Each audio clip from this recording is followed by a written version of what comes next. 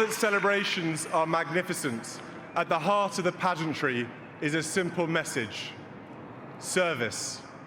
When Camilla's daughter insulted Princess Anne, no one expected what Prince William would do next. Buckingham Palace has always been a place where tradition meets tension, but sometimes family drama spills into the open in ways no protocol can hide. What began as a simple public event turned into the kind of situation the royal family dreads the most: a scandal involving one of their own. The spark came from Laura Lopes, Camilla's daughter, whose sharp remark directed at Princess Anne cut deeper than anyone expected. Laura Lopes has often been kept on the edges of royal life.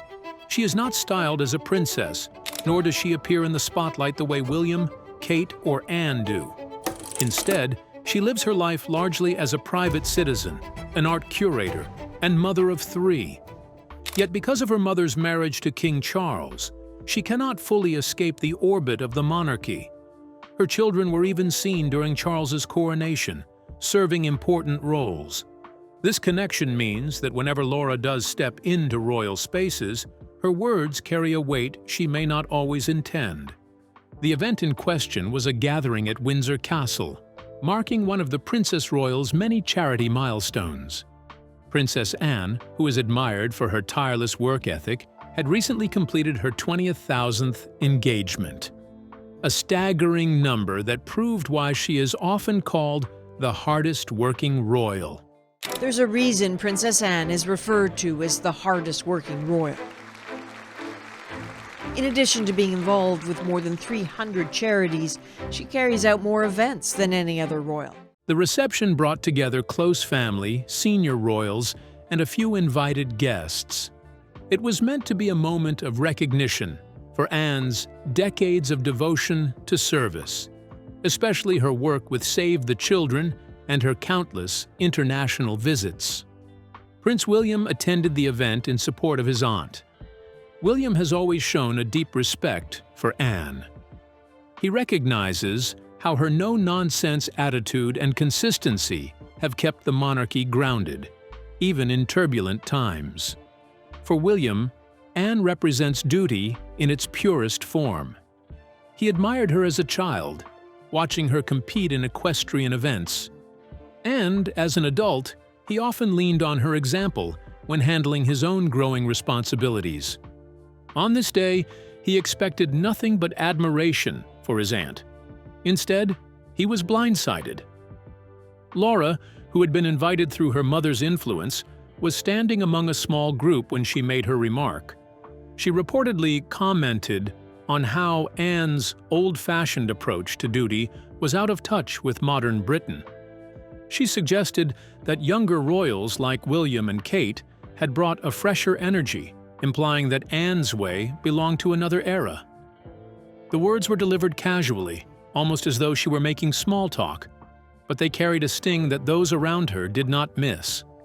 For anyone else, such a comment might have been brushed aside. But Anne is no ordinary royal. She has given her life to service with little concern for fashion or popularity. She does not seek applause, nor does she indulge in lavish displays. To undermine that in public, even indirectly, was to question the very foundation of her identity. Some guests froze in discomfort, others looked away, hoping the moment would pass. But William heard every word. The prince's reaction was immediate. William is known for his measured tone, his ability to stay calm in public, and his training has taught him to diffuse rather than inflame. Yet beneath that composure lies a fierce loyalty to the people he loves, and Anne has always been one of those pillars in his life. What made matters worse was that Anne herself was within earshot. She did not react outwardly, maintaining the stoic composure she is known for. But those who know her well could sense the slight tightening of her lips, the subtle steel in her posture. Anne has endured criticism throughout her life, from being overlooked in favor of her brothers to facing questions about her personal choices. But hearing it from within the family circle in such a public setting was a different wound. For William, the insult was unacceptable. He saw in Anne a woman who had defended the crown through storms far harsher than anything Laura had faced. He could not stand by silently while someone with no official role undermined her in front of others. But William also knew the dangers of a public confrontation. He had grown up watching how one unguarded moment could dominate headlines and define narratives. Still, his anger was clear to anyone nearby.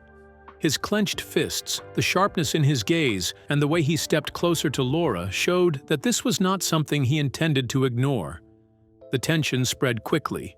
Conversations around them faltered. Glasses of champagne remained untouched, and eyes flicked nervously between William and Laura. It was the kind of moment the palace dreads. Internal strife laid bare before outsiders.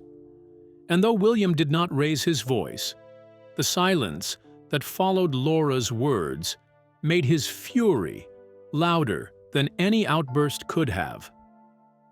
Anne, ever pragmatic, attempted to move the evening forward. She shifted the group's attention to her work, recalling stories from her early trips with Save the Children and thanking those who had supported her. It was her way of steadying the room, but the atmosphere remained strained.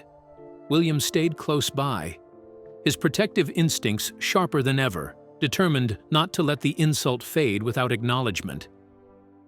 That night at Windsor Castle, William's anger became a story in itself, one that signaled the fractures beneath the royal surface were far from healed. But this was only the beginning. The next morning, William requested a private audience with Anne. He had spent much of the night replaying the moment, his protective instincts sharpening with each thought. William is not one to seek confrontation for its own sake, but his loyalty often drives him to act swiftly when those close to him are hurt. Anne, on her part, was not surprised. She knew her nephew well enough to sense he would not let the issue slide. When they met in Anne's private sitting room at Gatcombe Park, the Princess Royal remained as calm as ever. She listened quietly as William began to speak, his frustration pouring out in clipped but firm sentences. He told her he could not understand why Laura, who owed her mother's position entirely to Charles's marriage, would have the audacity to criticize someone who had worked harder than nearly anyone else in the family. Anne, true to character, shrugged off the insult. "You get used to it, William," she said simply. "People always think they know what this job should be." To Anne, Laura's remark was just another in a long line of dismissals she had endured. But William was not satisfied. His respect for his aunt was too great to allow what he saw as blatant disrespect to go unchallenged. He pressed Anne, saying the family could not ignore such behavior, especially when it came from within. He reminded her of the countless sacrifices she had made: missed holidays, grueling tours abroad, days filled with back-to-back engagements that rarely earned headlines but built the monarchy's reputation over time. For him, letting Laura's words stand without response felt like dishonoring all of it. Anne appreciated his loyalty, but she urged restraint. She had learned long ago that reacting gave more power to careless comments. Yet William's view was different. He had grown up in a world where every whisper could become tomorrow's front page. He feared that if Laura's remark found its way into wider circles, it could be spun as a generational divide within the monarchy, a narrative that the press would seize eagerly. To him, silence was not strength but risk. Meanwhile, word of the tense moment had already trickled back to Camilla. To the Queen Consort, Laura had always been off-limits for public criticism, precisely because she was not a working royal. She had tried to shield Laura and Tom Parker Bowles, her son, from palace politics, believing they deserved to live without the scrutiny that William and Harry had endured since birth. But Camilla also knew her daughter could be outspoken, at times to her own detriment. When Camilla heard about William's visible anger, she bristled. She saw it as an overreaction, one that risked inflaming tensions unnecessarily. This placed Charles in a delicate position. As king, his duty was to hold the family together, but as a father and husband, he understood Camilla's protective instincts. He had worked tirelessly to bring his second family into the fold, ensuring that Laura and Tom were accepted, at least privately, even if they would never carry titles. Now, one comment threatened to unravel that fragile balance. For William, however, the issue was not about Laura alone. It was about respect for Anne and, by extension, respect for the crown. His conversation with Anne ended with her urging him to leave it be, but he was not ready to let go.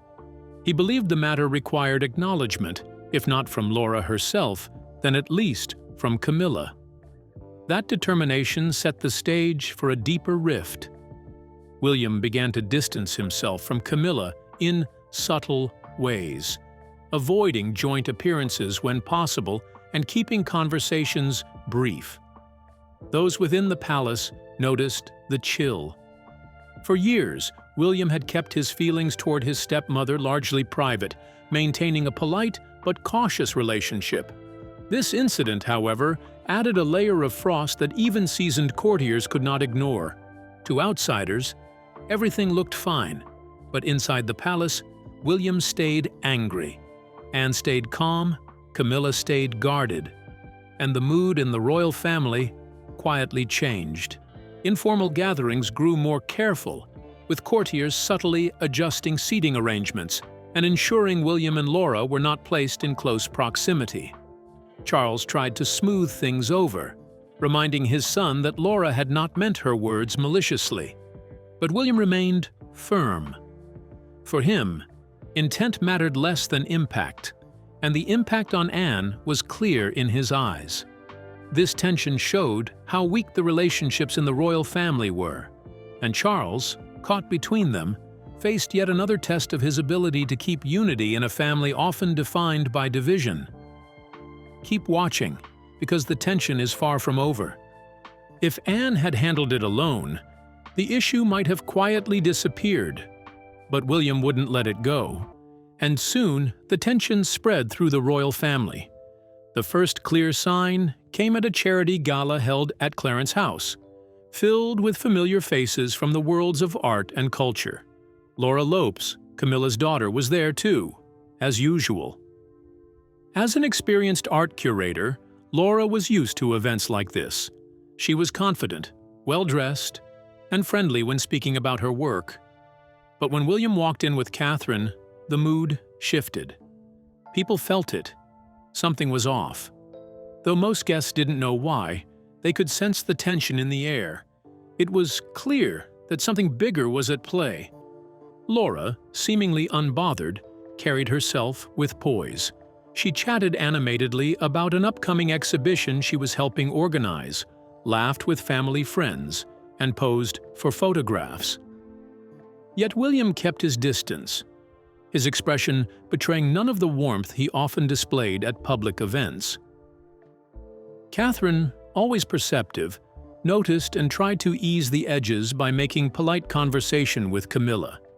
But even her calm grace could not entirely mask the tension. At one point in the evening, Laura and William crossed paths. What might have been a polite exchange turned into a sharp reminder of the divide. According to those close enough to overhear, William offered a stiff greeting, while Laura, with a trace of defiance, remarked that she hoped everyone could keep perspective about a passing comment. To her, the issue was blown out of proportion.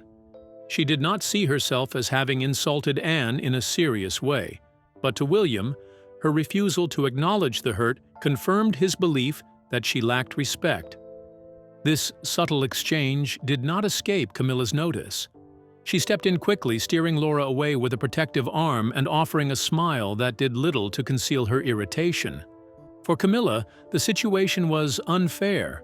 Her daughter, who had not chosen life under the spotlight, was now being judged by standards she never signed up for. She whispered to Laura to let it go, but Laura's pride was already at stake. Anne, meanwhile, kept her usual composure. She spent much of the evening speaking with donors and encouraging younger members of the royal household. But Catherine later noted to friends that Anne's shoulders seemed heavier than usual, as though she bore not only the family's duties but also the strain of being the center of unwanted discord. The following days brought fresh complications.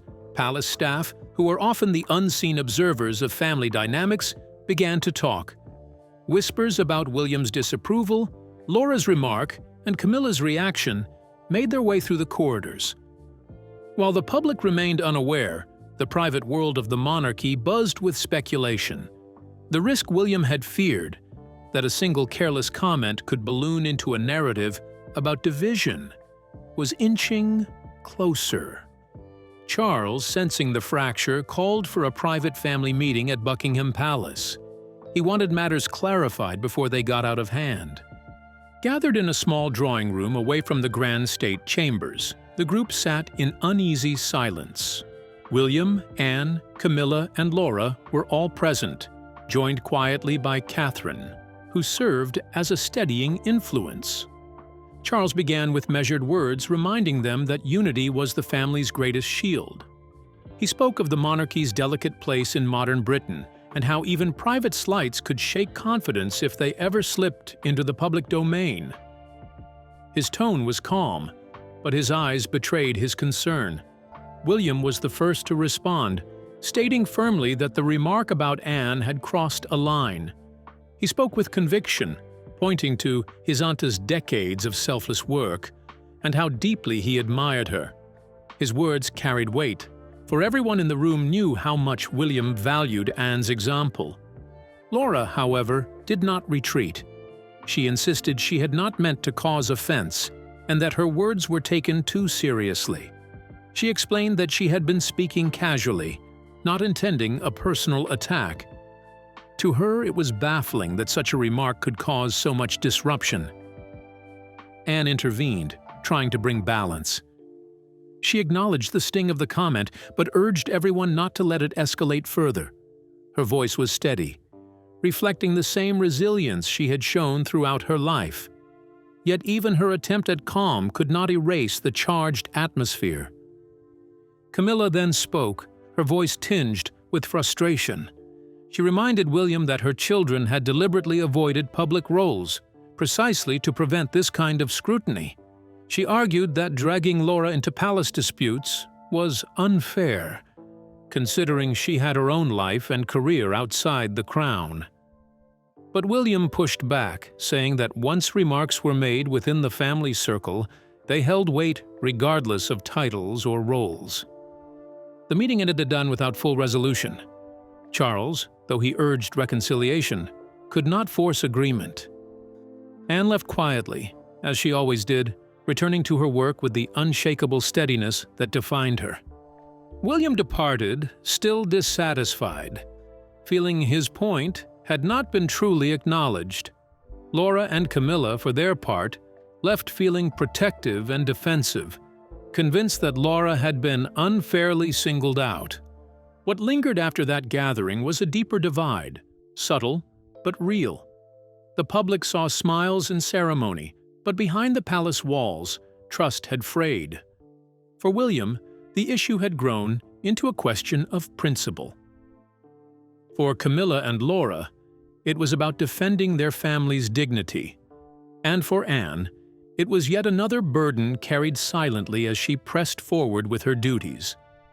The seeds of conflict had been planted, and though not visible to the outside world, they were beginning to take root in the private soil of the monarchy. What followed would test the family even more. As weeks passed, the disagreement between William and Camilla's daughter did not fade, but instead grew into an unspoken barrier at family gatherings. On the surface, everything seemed polished.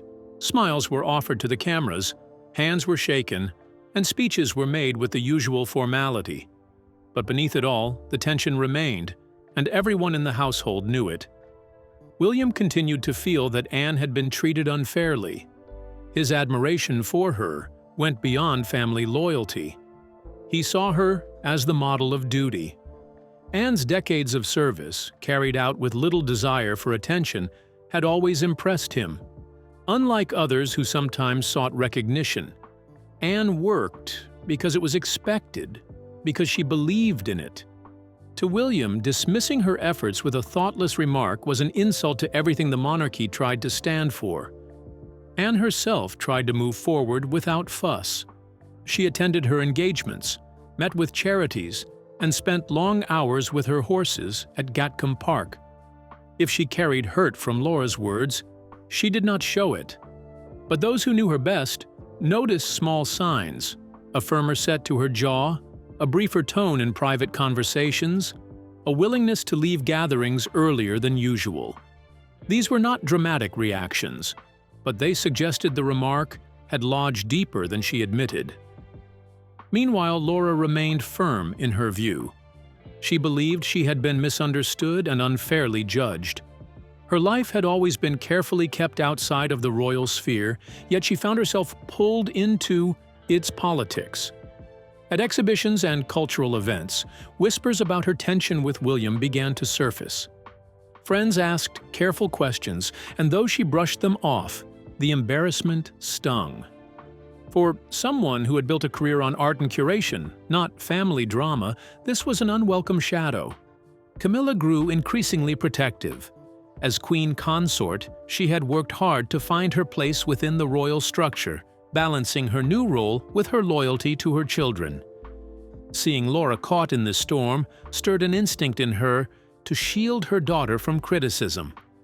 She confided in Charles often, reminding him that Laura and Tom had never asked to be part of palace politics. Charles listened, but he also recognized William's perspective. He knew how much Anne meant to his son, and he understood why William felt compelled to defend her. This left Charles in the difficult position of mediator. He invited William to Windsor Castle one afternoon for a private conversation. Over tea, he reminded his son that leadership required not only firmness, but also flexibility. He praised William's loyalty to Anne, but urged him to consider whether pressing the issue further would only deepen divisions. William listened respectfully, but his jaw tightened as his father spoke. He was willing to hear Charles's advice, yet he remained unconvinced that silence was the right path. In the weeks that followed, small efforts were made to mend the divide.